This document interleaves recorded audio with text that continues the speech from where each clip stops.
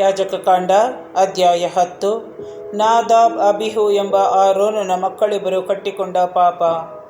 ಆರೋನನ ಮಕ್ಕಳಲ್ಲಿ ನಾದಾಬ್ ಮತ್ತು ಅಬಿಹು ಎಂಬಿಬ್ಬರು ತಮ್ಮ ತಮ್ಮ ಧೂಪ ಕಳಸಗಳಲ್ಲಿ ಸರ್ವೇಶ್ವರ ಸ್ವಾಮಿ ಆಜ್ಞಾಪಿಸದೇ ಇದ್ದ ಬೇರೆ ಬೆಂಕಿಯನ್ನಿಟ್ಟು ಅದರ ಮೇಲೆ ಸಾಂಬ್ರಾಣಿಯನ್ನು ಹಾಕಿ ಸರ್ವೇಶ್ವರನ ಸನ್ನಿಧಿಯಲ್ಲಿ ಸಮರ್ಪಿಸಿದರು.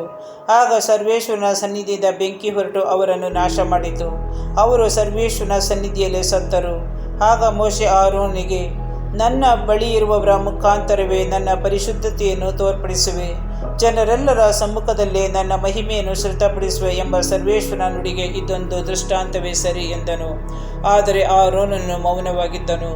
ಮೋಶೆ ಆರೋನನ ಚಿಕ್ಕಪ್ಪನಾದ ಉಜ್ಜೀಯೇಲನ ಮಕ್ಕಳಾದ ಮಿಶಾಯೇಲನನ್ನು ಮತ್ತು ಎಲ್ಸಾಫನನ್ನು ಕರೆಸಿ, ನೀವು ಇಲ್ಲಿಗೆ ಬಂದು ನಿಮ್ಮ ಅಣ್ಣಂದಿರ ಶವಗಳನ್ನು ದೇವಮಂದಿರದಿಂದ ಪಾಳೆಯದ ಹೊರಗೆ ಹೊತ್ತುಕೊಂಡು ಹೋಗಿ ಎಂದನು.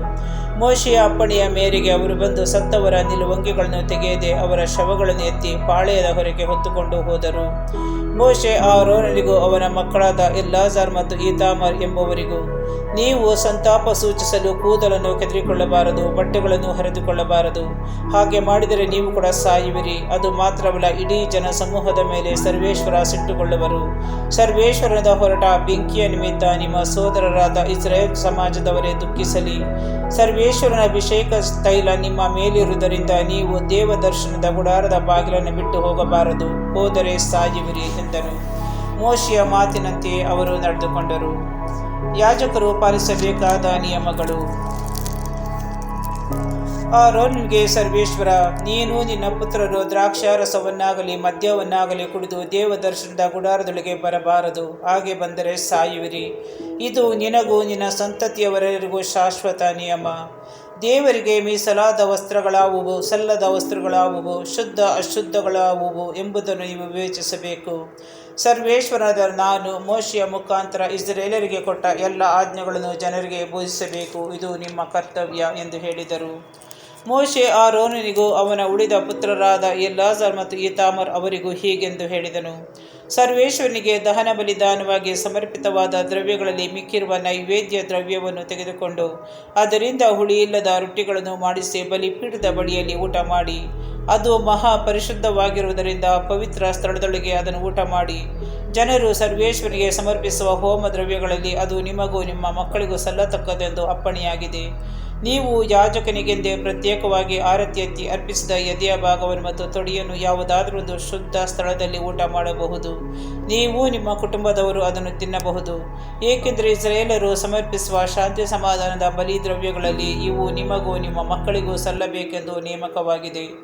ಜನರು ಹೋಮಕ್ಕಾಗಿ ಕೊಬ್ಬನ್ನು ತಂದು ಸಮರ್ಪಿಸುವಾಗಲೆಲ್ಲ ಯಾಜಕರಿಗಾಗಿ ಪ್ರತ್ಯೇಕಿಸಿ ಆರತಿ ಎತ್ತಿ ಸಮರ್ಪಿಸುವ ಈ ಎದೆಯ ಭಾಗವನ್ನು ತೊಡೆಯನ್ನು ಸರ್ವೇಶ್ವರನ ಸನ್ನಿಧಿಗೆ ತರಬೇಕು.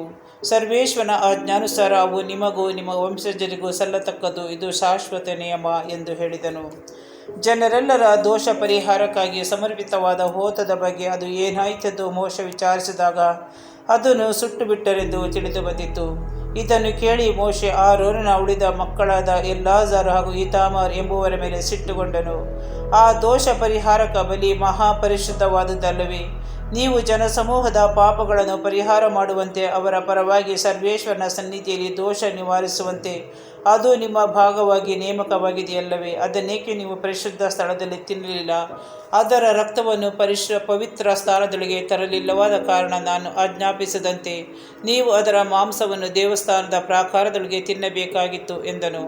ಅದಕ್ಕೆ ಆರೋನನು ಮೋಶೆಗೆ, ಇವರು ಈ ದಿನ ಸರ್ವೇಶ್ವರನ ಸನ್ನಿಧಿಯಲ್ಲಿ ತಮಗೋಸ್ಕರ ದೋಷ ಪರಿಹಾರಕ ಬಲಿಯನ್ನು ಹಾಗೂ ದಹನ ಬಲಿಯನ್ನು ಸಮರ್ಪಿಸಿದರೂ ಈ ಆಪತ್ತು ನನಗೆ ಸಂಭವಿಸಿತು.